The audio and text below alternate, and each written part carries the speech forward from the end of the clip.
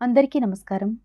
ప్రత్యేకమైన రుచితో ఉండి మనం ఎంతో ఇష్టంగా తినే చేపల కూరని నాన్ వెజ్ తినని మన ఫ్రెండ్స్ లేదా రిలేటివ్స్‌కి టేస్ట్ చూపించాలనుకున్నప్పుడు పూర్తిగా వెజ్ ఐటెమ్స్‌తో చేసే ఈ వెజిటేరియన్ చేపల పులుసు ఎలా చేయాలో చూద్దాం.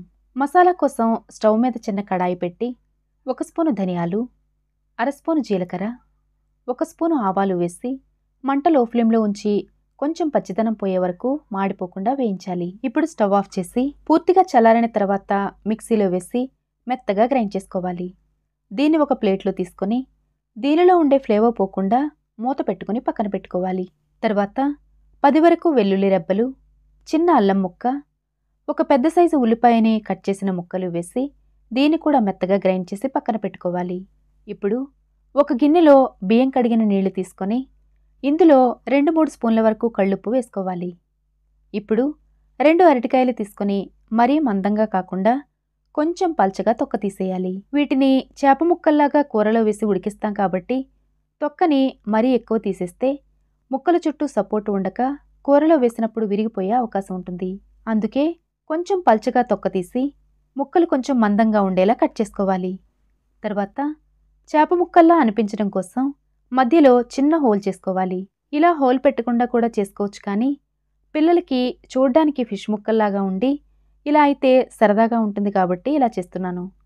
ఇలా అన్నీ కట్ చేసుకున్న తర్వాత ముందుగా ఉప్పు వేసుకున్న బియ్యం కడిగిన నీళ్లలో వీటిని వేసి నీట్గా కడుక్కోవాలి. ఇలా బియ్యం కడిగిన నీళ్లలో వీటిని కడిగినట్లయితే వీటికుండే జిగురంతా పూర్తిగా పోతుంది. ఇప్పుడు మంచినీళ్లలో ఒకసారి బాగా కడిగి అస్సలు నీళ్లు లేకుండా ఒక ప్లేట్లో వేసుకోవాలి. తర్వాత అర స్పూను ఉప్పు, 1 స్పూను కారం, చిటికెడు పసుపు, పావు చెక్క నిమ్మరసం వేసి ఇవన్నీ బాగా కలపాలి. ఈ మసాలా పొడిగా అనిపిస్తే 1-2 స్పూన్ల నీళ్లు వేసి కలుపుకోవచ్చు. ఇప్పుడు దీన్ని ప్రతి ముక్కకి చక్కగా పట్టించాలి. ఇలా అన్నిటికీ పట్టించిన తర్వాత వీటి మీద మూత పెట్టి 10-15 నిమిషాల పాటు పక్కన పెట్టుకోవాలి. ఇప్పుడు స్టవ్ మీద పెనం పెట్టి 1 స్పూను నూనె వేసి కాగిన తర్వాత పావుగంట పాటు మ్యారినేట్ చేసిన ఈ అరటికాయ ముక్కల్ని వేసి మంట మీడియం ఫ్లేమ్లో ఉంచి 2-3 నిమిషాల పాటు వేగనివ్వాలి.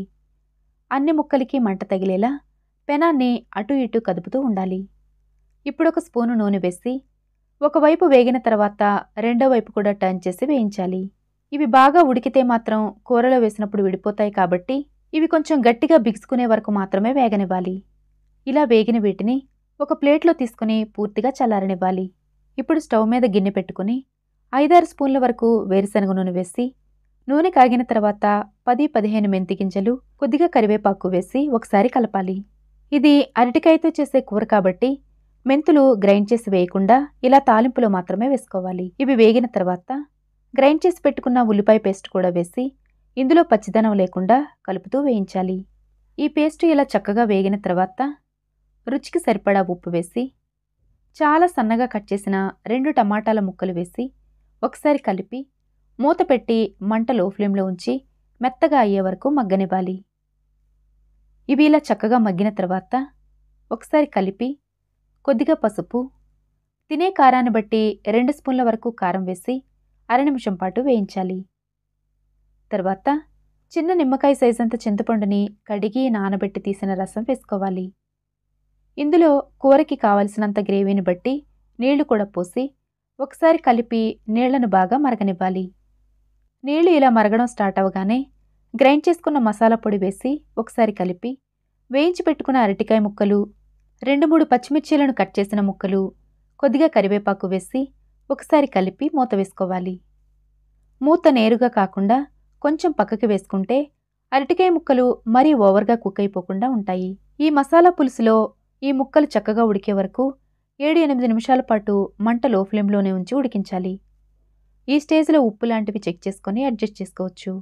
ఇది చల్లారిన తర్వాత ఇంకొంచెం చిక్కబడుతుంది కాబట్టి పులుసు కొంచెం పల్చగా ఉండేలా చేసుకోవాలి. ఈ కూరకి సరిపడినంత నూనె, ఉప్పు, కారం, పులుపు సరిగ్గా వేసుకుంటే చేపల కూర కంటే కూడా అద్భుతంగా ఉంటుంది. ఇది రెగ్యులర్గా చేసుకునే చేపల పులుసులాగా చల్లారిన తర్వాత కాకుండా వేడివేడి అన్నంతో ఈ కూర కూడా వేడిగా సర్వ్ చేసుకుంటే చాలా బాగుంటుంది. మంచి ఫ్లేవర్తో చేపల కూరకి ధీటుగా ఉండే ఈ కర్రీ మీకు నచ్చినట్లయితే లైక్ చేయడం మర్చిపోకండి. ఇంటికి నాన్ వెజ్ తినని గెస్ట్లు వచ్చినప్పుడు, అలాగే గుడ్డు తినని వెజిటేరియన్స్ కోసం చూడటానికి ఎగ్లా కనిపిస్తూ అంతకంటే ఎంతో రుచిగా ఉండే ఈ వెజ్ ఎగ్ కర్రీ చేయడం కోసం ముందుగా 200 గ్రాముల పనీర్ తీసుకొని గ్రేటర్తో సన్నగా తురుముకోవాలి. మార్కెట్లో కొన్న పనీర్ అయినా ఇంట్లోదైనా వాడుకోవచ్చు.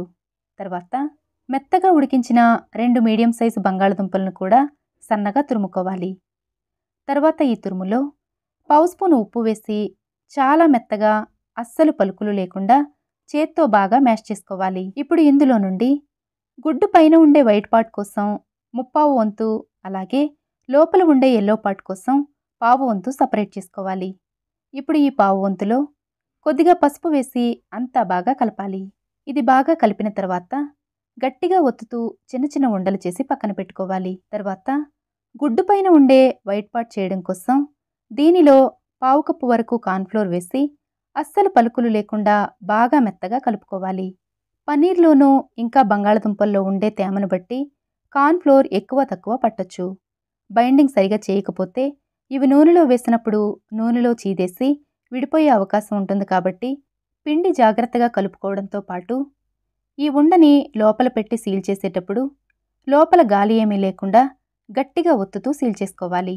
ఇప్పుడు 1 స్పూన్ కార్న్ఫ్లోర్ తీసుకొని వీటిని ఒక్కొక్కటిగా పిండిలో దొర్లించి ఎక్స్ట్రా ఉన్న పిండిని జాగ్రత్తగా దులిపేసి అన్నీ రెడీ చేసుకోవాలి. తర్వాత స్టవ్ మీద కడాయిలో ఇవి పూర్తిగా మునిగేలా నూనె పెట్టుకొని ఇలా నూనె కాగిన తర్వాత వీటిని ఒక్కొక్కటిగా వేసి మంట మీడియం ఫ్లేమ్లో ఉంచి వేగనివ్వాలి. ఇవి వేసిన వెంటనే గరిటెతో అస్సలు కదపకుండా ఇవి కొద్దిసేపు నూనెలో బిగుసుకున్న తర్వాత మాత్రమే చాలా నెమ్మదిగా వేయించాలి. ఇలా మంచి రంగులో వేగిన వీటిని ఒక గిన్నెలో తీసి పక్కన పెట్టుకోవాలి. ఇక్కడ నేను రెండో వాయిలో త్వరగా అవడం కోసం 3 ఒకేసారి వేసేసాను. 3 ఒకేసారి వేయడం వల్ల పక్కదానికి ఇది తగిలి ఇలా చీదేసింది. ఇలా అవ్వకుండా ఉండడం కోసం ఒక్కొక్క దాన్ని మాత్రమే వేయించుకోవాలి. ఇప్పుడు గ్రేవీ కోసం 2 ఉల్లిపాయల్ని కట్ చేసిన ముక్కలు మిక్సీలో వేసి చాలా మెత్తగా గ్రైండ్ చేసుకుని ఒక గిన్నెలో తీసి పక్కన పెట్టుకోవాలి. తర్వాత 3 ఉడికించిన టమాటాలను తొక్కతీసి వీటిని కూడా మెత్తగా గ్రైండ్ చేసి టమాటా ప్యూరీ రెడీ చేసుకోవాలి. ఇప్పుడు స్టవ్ మీద కడాయిలో 4-5 స్పూన్ల వరకు నూనె వేసి కాగిన తర్వాత పావు స్పూను జీలకర్ర, కొద్దిగా కరివేపాకు వేసి కొంచెం వేగాక గ్రైండ్ చేసి పెట్టుకున్న ఉల్లిపాయ పేస్టు, 1 స్పూను అల్లం వెల్లుల్లి పేస్ట్ వేసి మంచి రంగు వచ్చి కమ్మటి వాసన వచ్చే వరకు కలుపుతూ వేయించాలి. ఇది ఇలా చక్కగా వేగిన తర్వాత గ్రైండ్ చేసి పెట్టుకున్న టమాటా ప్యూరీని కూడా వేసి ఇందులో ఉన్న నీళ్లన్నీ ఎగిరిపోయే వరకు కలుపుతూ వేయించాలి. తర్వాత ఇందులో రుచికి సరిపడా ఉప్పు, 2 స్పూన్ల కారం, పావు స్పూను పసుపు, 1 స్పూను జీలకర్ర పొడి, 1 స్పూను గరం మసాలా, 2 స్పూన్ల ధనియాల పొడి వేసి ఈ మసాలాలన్నీ వేగి ఆయిల్ సపరేట్ అయ్యే వరకు కలుపుతూ వేయించాలి. తర్వాత గ్రేవీ కొంచెం చిక్కగా రావడం కోసం 1 స్పూను శనగపిండి వేసి మరొక 2 నిమిషాల పాటు వేయించి గ్రేవీకి సరిపడినన్ని నీళ్లు పోసుకోవాలి. ఈ గ్రేవీ మంచి రుచిగా రావాలంటే మసాలాలు వేగడానికి సరిపడినంత నూనె వేసుకోవడం, మంచి క్వాలిటీ ఉన్న కారం, అలాగే ఇంట్లో చేసిన తాజా మసాలా పొడులు వేసుకోవడం చాలా ముఖ్యం. ఇప్పుడు మూత పెట్టి కూర చక్కగా ఉడికి ఆయిల్ సపరేట్ అయ్యే వరకు మంట లో ఫ్లేమ్లో ఉంచి నెమ్మదిగా ఉడికించాలి. కూర ఇలా చక్కగా ఉడికిన తర్వాత 4 కట్ చేసిన పచ్చిమిర్చీల ముక్కలు, కొద్దిగా కరివేపాకు, వేయించి పెట్టుకున్న పన్నీర్ గుడ్లు, కొంచెం కొత్తిమీర వేసి ఈ గ్రేవీని వీటి మీద కొంచెం పోసి 1 నిమిషం పాటు ఉడికిన తర్వాత స్టవ్ ఆఫ్ చేసుకోవాలి. ఇవి వేసిన తర్వాత మరీ ఎక్కువసేపు ఉడికిస్తే ఇవి కూరలోనే కరిగిపోతాయి. 1 నిమిషం తర్వాత స్టవ్ ఆఫ్ చేసుకొని వేడివేడిగా రైస్, రోటీ, పుల్కా, జొన్న రొట్టెలు ఎందులోకైనా సర్వ్ చేసుకోవచ్చు. తింటున్న కొద్దీ తినాలనిపించే ఈ వెజ్ ఎగ్ కర్రీ మీకు నచ్చినట్లయితే లైక్ చేయడం మర్చిపోకండి. Thanks for watching.